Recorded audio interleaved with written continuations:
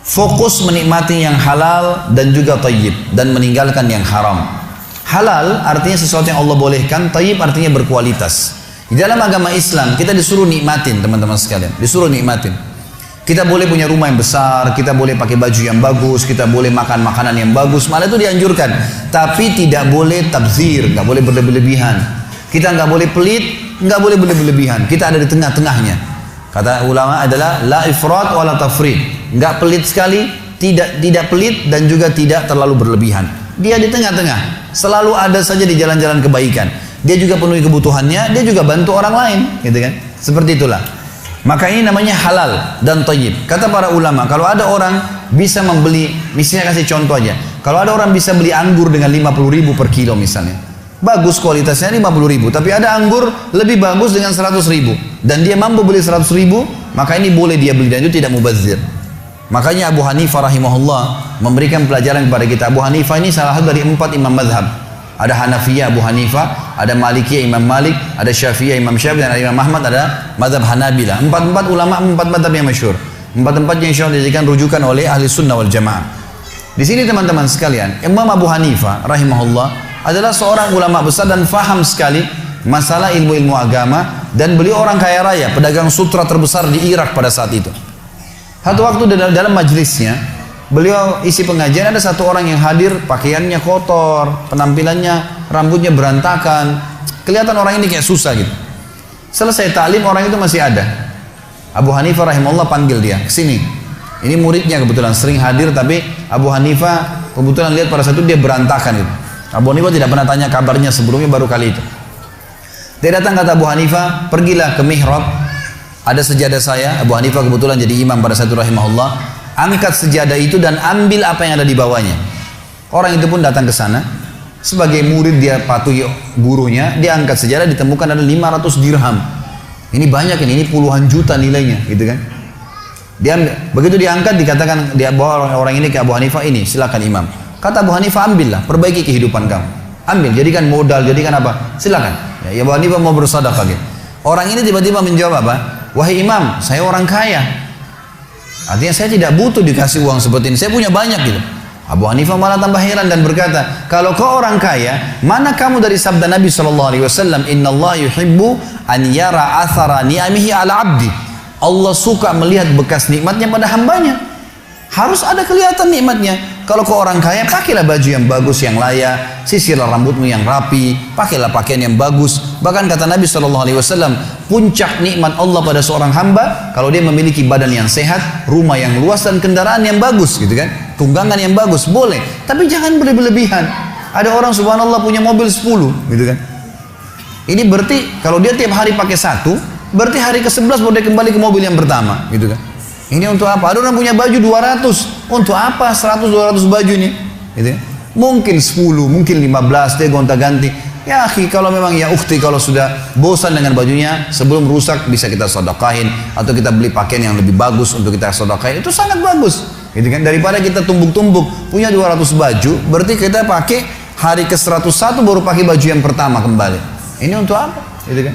Jadi tidak boleh tabzir, tidak boleh berlebihan. Tidak boleh juga kita terlalu pelit, tapi ada di tengah-tengah.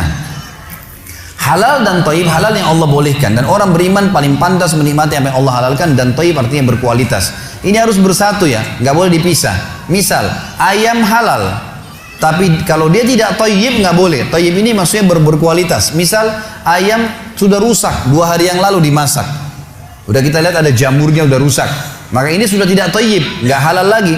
Halal dan thayyib harus bersatu. Kalau sudah jadi atau bangkai atau rusak, ini nggak boleh. Jadi ini harus diperhatikan.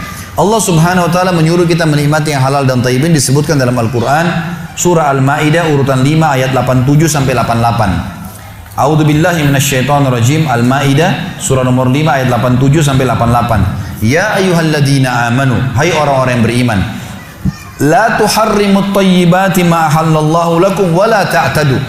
Jangan kalian haramkan buat diri kalian kebaikan-kebaikan, thayyibat yang Allah bolehkan.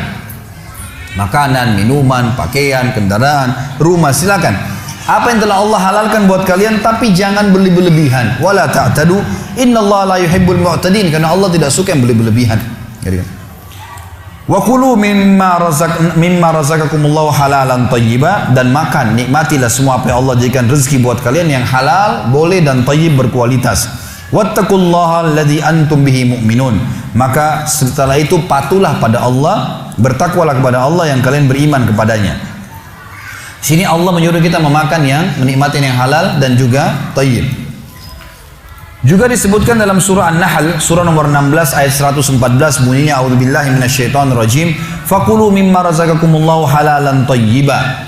Nikmatilah apa yang telah Allah halalkan buat kalian ya, dari rezeki dan thayyiba, yang berkualitas. Washkuru ni'matallah, dan syukuri nikmat Allah itu, in kuntum iyyahu ta'budun, kalau kalian betul-betul beriman kepadanya. Teman-teman sekalian, sekaligus saya luruskan satu hal, mudah-mudahan tidak disalahpahami. Dan tolong teman-teman, saya kalau datang dalam majelis ilmu ini sering saya sampaikan di pengajian saya di Jakarta, kalau saya sedang berbicara, demi Allah saya nggak pernah singgung, tidak pernah maksud menyinggung siapapun. Kenapa lagi saya tidak kenal Anda semua, gitu kan? Jadi di sini kalau ada sesuatu yang saya bahas ternyata kena dengan Anda kebetulan karena oh iya saya pernah, ini bukan karena saya singgung Anda, saya tidak tahu, tidak ada niat saya untuk menyinggung, gitu kan? Tapi ini sebagai sebuah ilmu, informasi yang perlu kita ketahui.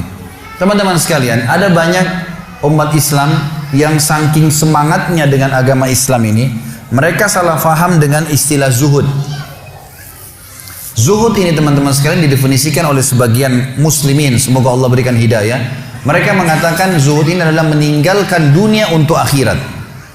Artinya apa? Pakaiannya harus kusu, makannya roti kering, gitu kan? Penampilannya kumuh, rumahnya berantakan. Ini semua bertolak belakang dengan hadis Nabi SAW. Nabi SAW punya kuda terbaik di Jazirah Arab. Nabi SAW tadi bersabda dalam sebuah hadis sahih, nikmat Allah memuncak pada seorang hamba dengan badan yang sehat, rumah yang luas dan tunggangan yang baik. Nabi SAW menggunakan pakaian, kainnya dari kutun, dari negeri Yaman. Kain katun dari negeri Yaman yang terkenal sangat bagus, gitu kan.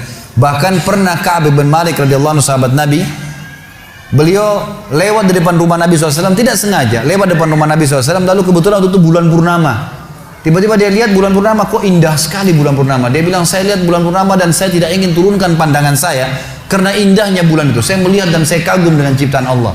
Tiba-tiba Nabi SAW buka pintu rumahnya dan Nabi SAW keluar menggunakan jubah berwarna merah yang baru saja mandi dan menyisir rambutnya dengan rapi ke belakang.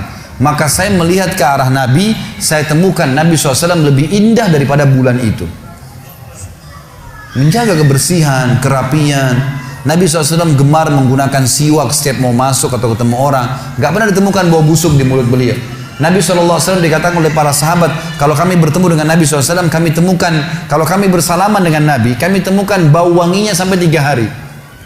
Nabi SAW selalu meletakkan wangi-wangian di kepala beliau, di rambut beliau, cairan yang kadang-kadang netes sampai ke hidung beliau SAW. Dan Nabi SAW dikatakan dalam riwayat selalu meletakkan serbuk wangi di tubuh beliau, dari batang leher sampai ke kaki beliau, disuruh istri yang letakkan, kecuali kemaluan beliau letakkan sendiri.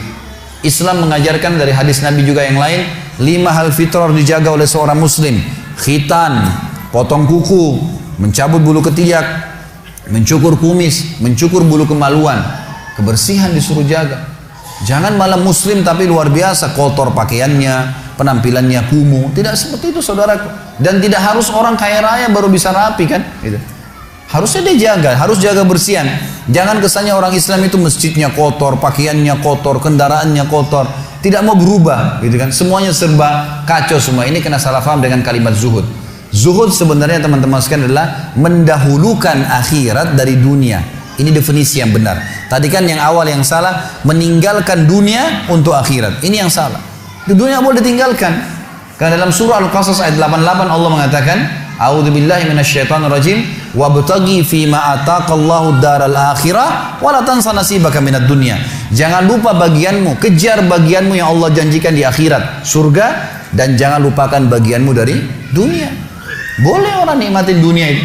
Nabi SAW paling gemar makan paha kambing, gitu kan. Pernah memang Nabi di rumahnya pernah kehabisan makanan, iya. Tapi ini bukan berarti Nabi miskin, enggak.